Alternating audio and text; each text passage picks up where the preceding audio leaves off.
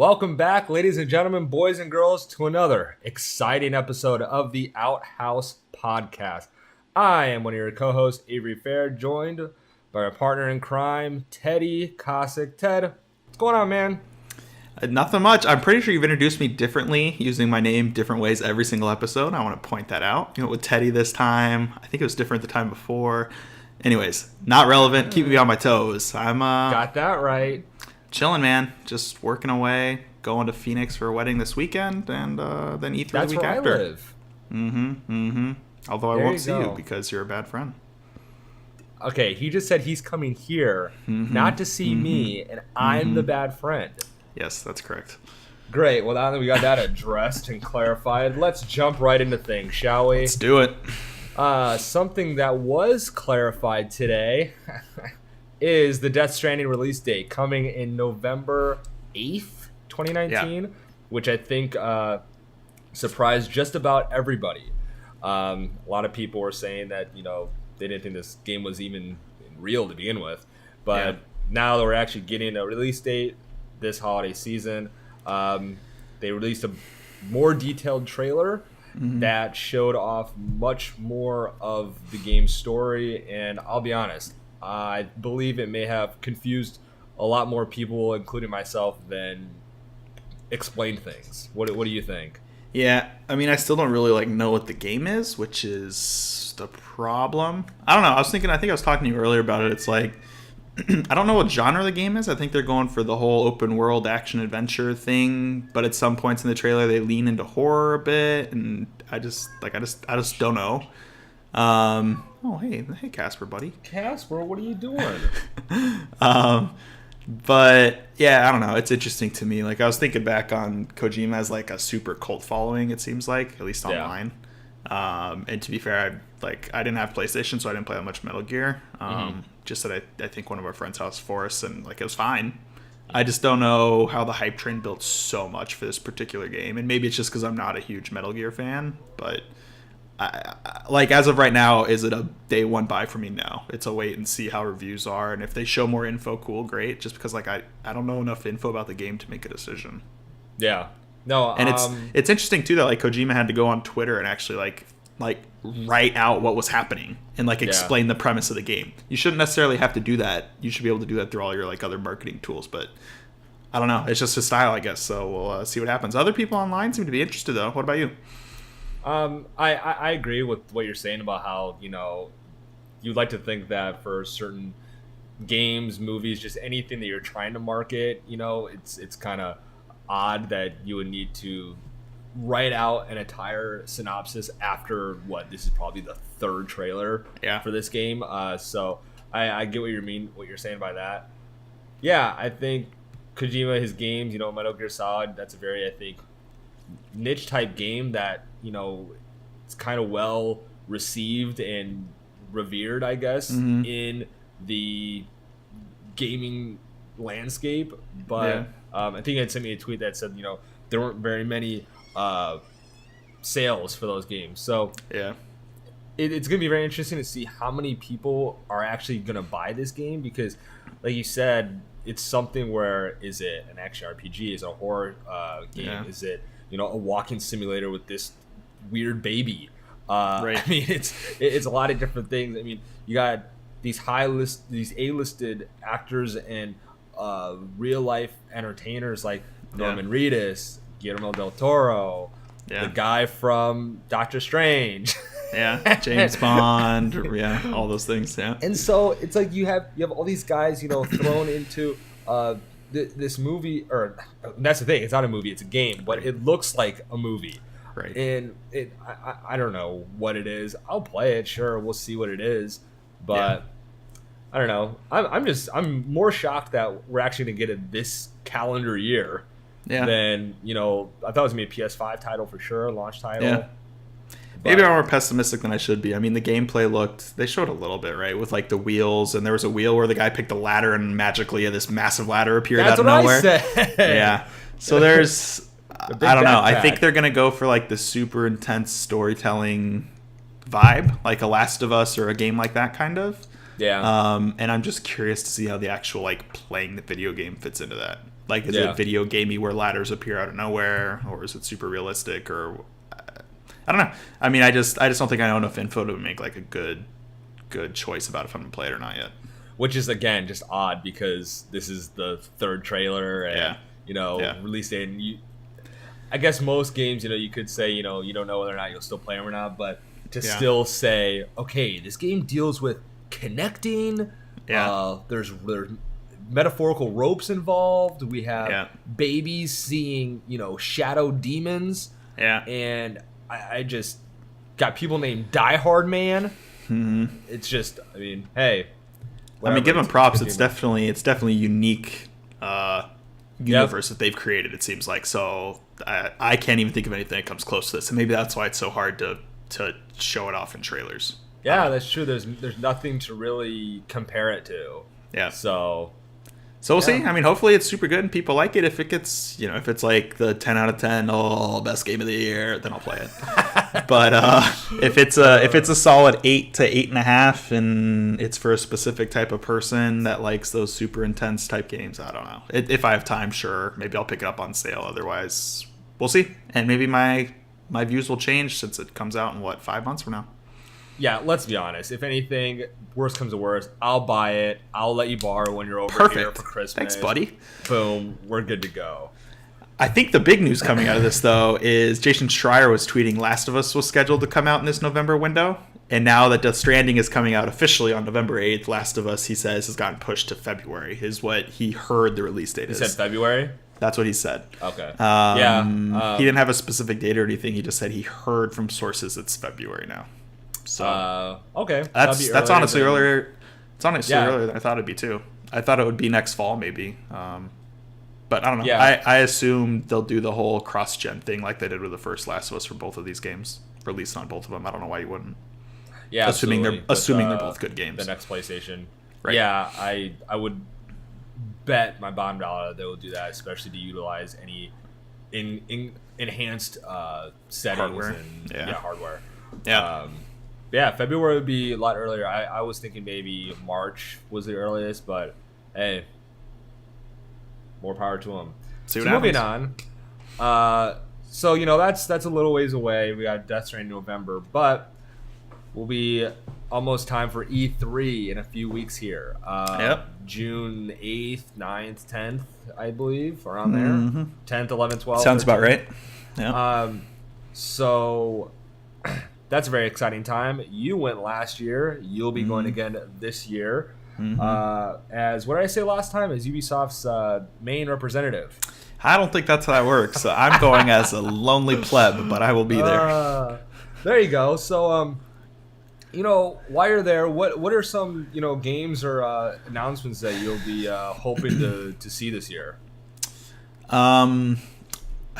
I mean, I think the one, honestly, as of right this moment, that I'm most excited, intrigued for, I guess, is the Star Wars game, Fallen Order. Ooh, okay. We've seen I think one trailer only, maybe two. I can't remember. I think just one trailer from Star Wars Celebration. That was it, right? Yeah. Yeah, and that was a CGI trailer, so take it for what it is. But if we can see some gameplay of that, I'm hoping it's good, because there hasn't been like a good story-based Star Wars game in quite a while. Like, I don't even know. Force Unleashed, maybe? Did you play? That's what I was going to say. If you played that. And that was, I have no idea when that came out. Probably 5 years ago, 6 years ago, something like that. I would say the second one came out back then. Yeah, exactly. Yeah. So that should be cool. EA has EA Play or whatever they call it. That's not technically an E3, but it is E3. I don't know. Mm-hmm. So that should be interesting. I hope to see Halo, obviously. Yep, Halo Infinite. Yeah, I wonder if they'll show gameplay of that. I don't know. Yeah. I'm also curious to see if I'm assuming not put a release date on it, because it probably launches with next gen. So they probably show it next year at E3 with the release date, or even at one of their Inside Xboxes or something. Mm-hmm. Mm-hmm. But I wonder when the time comes, I don't think they've shown it, where on PC that game will release. Because they've already said it's on PC for sure, I think, right? Yeah, I'm pretty sure they said that. I wonder if it'll be on Steam like the Master Chief Collection or not. Could be. I mean, if God, can you imagine the shitstorm that'll happen if Epic Store gets it? Oh yeah. Oh yeah. Halo Infinite Epic Store exclusive. Right. I'm trying to think what else. Cyberpunk will be there. They've confirmed that. Ooh, yeah, Cyberpunk. They've also Jason Schreier's also confirmed publicly on Twitter from his sources, because he's got them everywhere, that Cyberpunk is not coming out this year. Don't like it. Some people thought that was happening. I never saw it coming. So that could be cool. That's going to be apparently. I saw Jason or somebody. I think it's Jason. I just read Jason's tweets to prepare for these. That's how this works. I think he said or somebody from CD Projekt said it's available to view from the public. Like, there's going to be public facing trailers, because last year they didn't show anything to the public. It was all behind closed doors, if you remember, and then they showed the public after. And then this year there's going to be gameplay, also live gameplay, but only for the press, not for the public. I think that's what I saw. So great. So then what? I'm trying to think what else. You would think Cyberpunk comes holiday 2020 or even 2021 after New Gen's been out for a year. Yeah. Something like that. I don't know. What about you? I'm trying to think of the hard hitters that I'm missing. PlayStation's not there, so that's... the biggest one that was announced today. Avengers! Oh, you're right. Avengers. Duh. Yeah, I had never saw that trailer until today. You've been living under a rock. But no, that just popped up 2 years ago. That was just, that little... minute and a half teaser. Not even. It's like 50 seconds. Yeah. So Square Enix, tweeted out today saying that they will finally be having the worldwide reveal of Marvel's The Avengers game on June 10th. So that's going to be very interesting to see what they do with that. I'm pretty sure I'd read that the Avengers game is going to be its own separate, story, things like that. So it's going to be not based by the current MCU. Which I think that's a very good idea. Just, do your own story. Let the game, experts or whatever just do their thing with it. I mean, we saw how Insomniac did with Spider-Man and how great that was. I did see someone mention on Twitter asking, I wonder if the Spider-Man from PS4 Insomniac would be in, the Avengers game. And I think someone replied saying, maybe like a cameo or something, but maybe they would want to keep it as the original 6 Avengers, loosely base it off of the movies, which those 6, and then maybe sprinkle other people here or there. But it's actually interesting because Spider-Man IP is owned by Sony, right? And the game is confirmed to not be a PlayStation exclusive, or is it? I want to say that it's not exclusive. That it's do we know, or is it just we know the game exists? I honestly don't know. I want to say it's 80%. It would seem not exclusive. It would maybe be kind of weird for me if it's not exclusive and they allow Spider-Man to be in the game. That's true, because they have their own first-party Insomniac Spider-Man games, and they're going to make more of those, absolutely, without a doubt. So I don't know, but yeah, I totally forgot about that. That's honestly, that might be my most excited a reveal, I guess, of E3. I'm trying to see if that and Star Wars top 2. Yeah, I don't really see anything real quick given, but I mean, that's fine. We'll find out in a week and a half. I'm gonna say it's not an exclusive. So that's a very good point. Other than that, Square also had said, there's gonna be more info about Final Fantasy VII, the remake. That game has been in the making since the dawn of time, so we'll see what happens with that. They released that new trailer for it a couple weeks ago. Yeah, looked pretty badass, but it kind of just confirms the fact that it's still most likely going to be episodic, and shit happens. I'm not happy about it, but if they are able to make 3, I'm guessing it's going to be 3 individual full games, which it's going to be fine. But still don't like the idea of probably spending $60 3 straight times. $180. Yeah, get fucked. Yeah, basically get fucked. Other than that, it is nice though that Square's got because last year their conference, to be totally honest, was pretty boring. Like, it was nothing. Oh yeah, it was trash. And this year they took PlayStation's spot of Monday night, so it's kind of big shoes to fill after the Ubisoft conference. PlayStation normally filled that last gap before the conference started. So at least they got Avengers to show. I bet you they lean in super hard to that game, especially if it's coming out. Especially if it's coming out in the next 1 to 1.5 years, like with maybe it launches with new gen, anytime from new gen launching back until now. If it's in that gap somewhere, I bet you they lean in super hard to it. I feel like with the event, well, plus, again, leaning with the Final Fantasy VII, but I feel like with the Avengers game, they need to release it with, I feel like spring with the next Avengers movie? Is like, it's like, I don't know, because there's going to be, a lot of people still having that, hunger for superhero, shit to digest. And I'm one of those people. So to me, it doesn't really matter when it gets released. I'm going to play it. Right. But because I would assume that they're focusing on, those older Avengers of Iron Man, Cap, Thor, Black Widow, all those people. Well, as we know from Endgame, spoilers, Iron Man and Black Widow aren't there anymore. So I wonder if like their impact of the camera shook because Casper's not here. If that impact of them not being there is going to cause it to lose any steam. Look, Casper, there you were. Look at you. Yeah, it's interesting. I don't know. I honestly don't think it matters when the game comes out. I think you're right. I don't think they need to time it with anything because it's a fucking Avengers game. People are going to play it like they're going to spend money so on it. At the end of the day, maybe I just want it sooner rather than Same as like a Star Wars game. They don't need to. I mean, I wonder, what is it, November, and then the next movie's December. I think that's probably more coincidence than anything. I don't think they timed it that way on purpose. So yeah, so it'll be interesting. And then like you said, the next gen stuff, I think Microsoft kind of sheds the light down on the next Xbox to see what they're doing. Yeah. Hold on a second.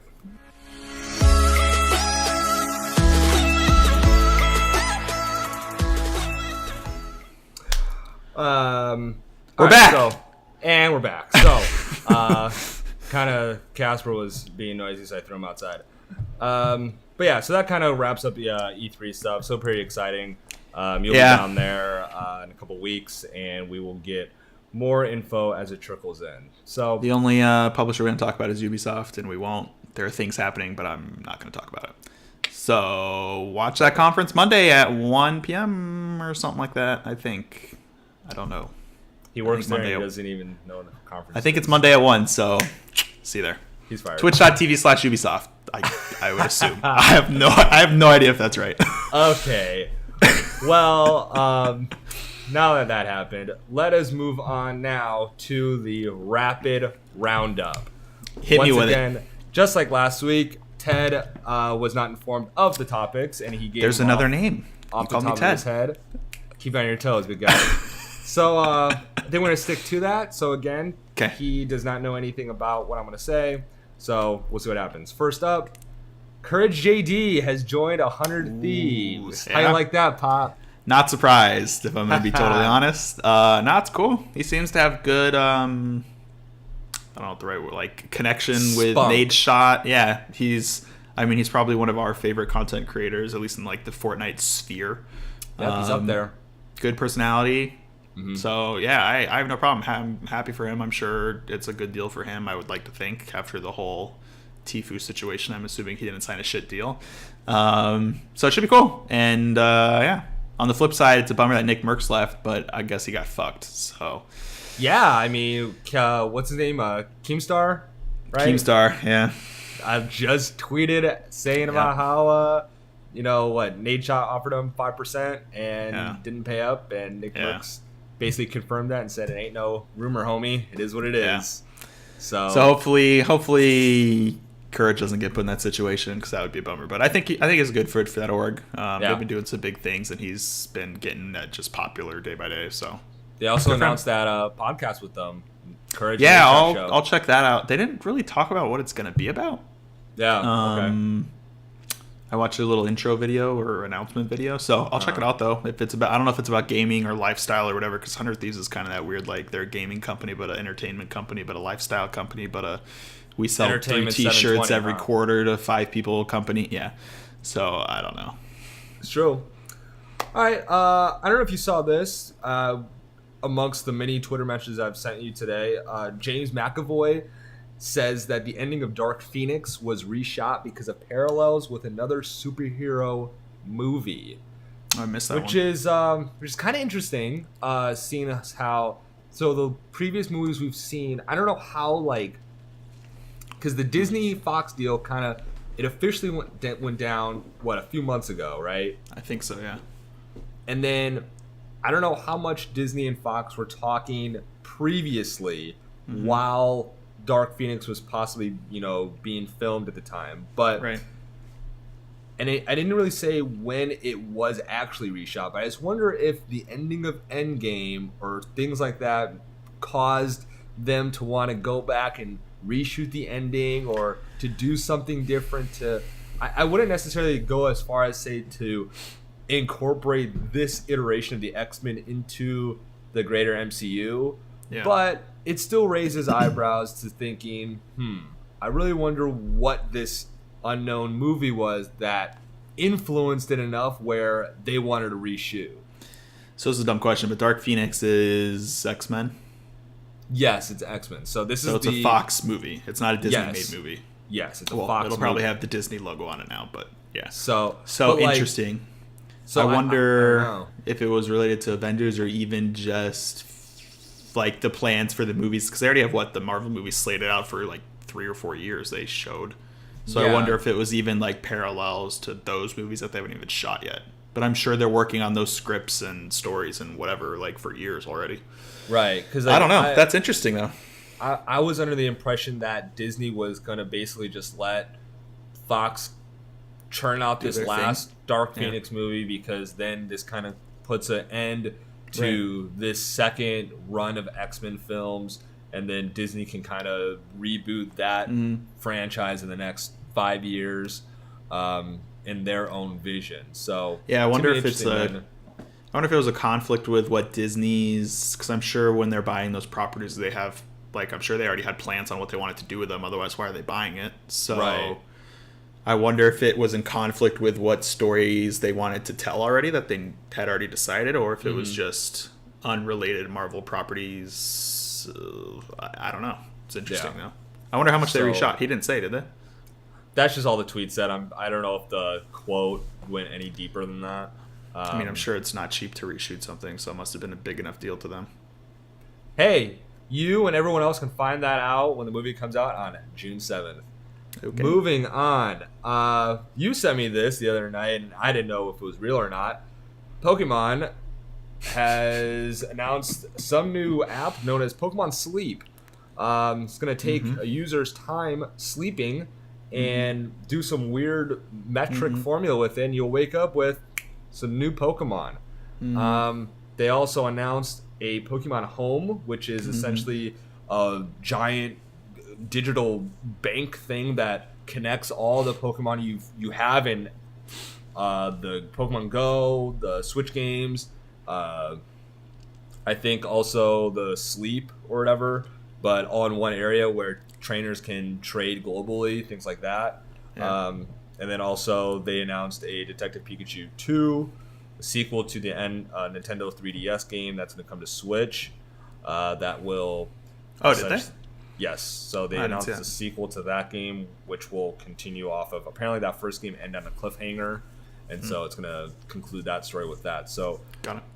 Not only that, they're going to talk more about Sword and Shield, the next core Pokemon games on Switch during E3, and that game is scheduled to come out in I don't know if it was a release date, November or just fall, but I know it's this year fall. Cool. So I don't know. Nintendo's really about to pump out these Pokemon content here. You didn't see Detective Pikachu the movie, but I thought it was pretty good, like I said last time. And I have a review on there on coffeescorner.com. Okay. And so yeah, it's gonna be interesting to see that they're really pumping these things out. And I don't know. I'm not gonna check any of this stuff out. I don't have too much to say about it. I think they're just. I mean, it's smart for them to lean into probably. Pokemon's probably their most popular IP ever, maybe. Probably up there, top 3 at least. Yeah. I mean, everybody's familiar with Pokemon. You just mentioned 16 fucking Pokemon things that are happening. So, I mean, it makes sense. I think they're just expanding it to again just be there's already like all those sleep tracker apps and whatever that I'm sure millions of people are using. And then wouldn't you rather do it with a Pokemon that links to all your other things? Yeah, sure, why not? And I think it's an interesting move because it's like kind of the same thing that like 100 Thieves is doing. It's like not just straight games; they're kind of like branching into the lifestyle stuff also. Yeah, and they're really taking advantage of. They're trying to target that Pokemon Go audience, the ones that use the mobile. So that sleep, it should be an easy, easy download for those people. Yeah. Finally, I think this came out a day or two ago. World Health Organization recognizing gaming disorder as a disease. Yep. So it's an epidemic, huh? You got it bad. So if that's going to be a disease, isn't Instagram usage a disease and watching TV a disease and all these other things that you spend fucking hours and hours and hours and hours doing a disease? I don't understand. I mean, Ted, you have to realize that when you wake up every morning and you just anything that gets put in your body, you're killing yourself every day. I mean, you said you had an eye exam yesterday, and the lady said that you spend too much time looking at screens. Basically, every single fucking person has that problem. Then, I'm like, what do you want me to do about that? I can't solve that. It's 2019 now. I mean, that's just everyday life now. I mean, it's like you said, if playing games is a disorder, which I can understand, some extreme cases if you want to play games instead of go to work, do productive things to better your life, but I don't think it's like wrong. Like I can see the viewpoint. It's just weird to specifically point out that like gaming is one activity and not any of the other things that could be applied the same way. You're right. That's the only thing.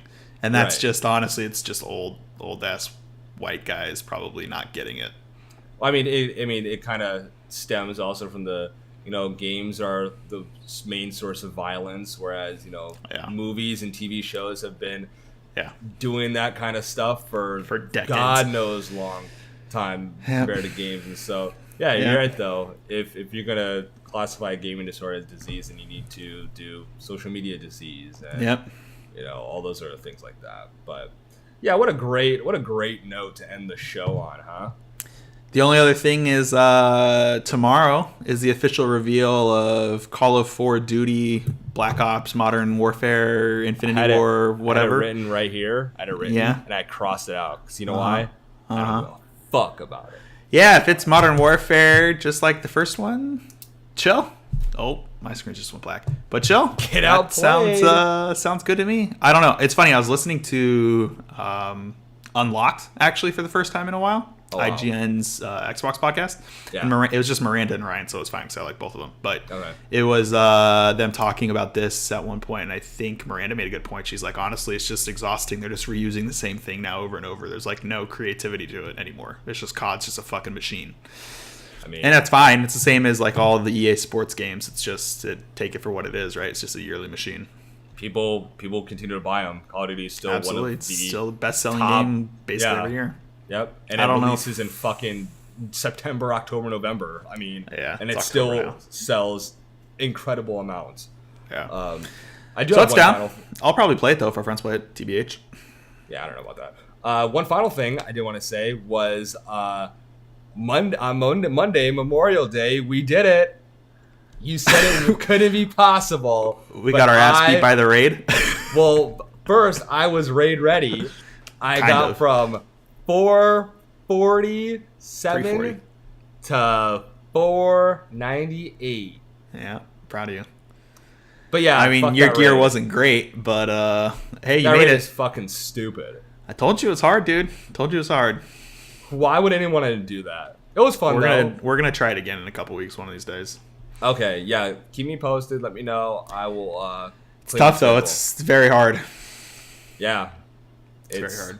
I don't get it, but yeah. All right, Pop. That about does it here. Fortnite Season 9 is up and running, looking good. Let's go play. You got that right. You will be in E3 in the next couple weeks. You get a busy schedule coming on, so we will reconvene here when we can. All right. Probably, yeah. I will assume it's probably going to be the week after E3. That would be my guess. Right. Perfect. Well, I forgot to do this last time, guys. Make sure you connect with us. Teddy is over on Twitch, Ralph812, Twitter @the Teddy Cossack. You can catch me over on Twitter at coffeeblock_910. Website is coffeescorner.com. I'll be having some reviews up in next couple days here. I saw a lot and it was very, very good. Nice. But enough of us. So that does it for us today. Again, he is Teddy Kozik. I am Avery Fair. Until next time. So yeah. Bye.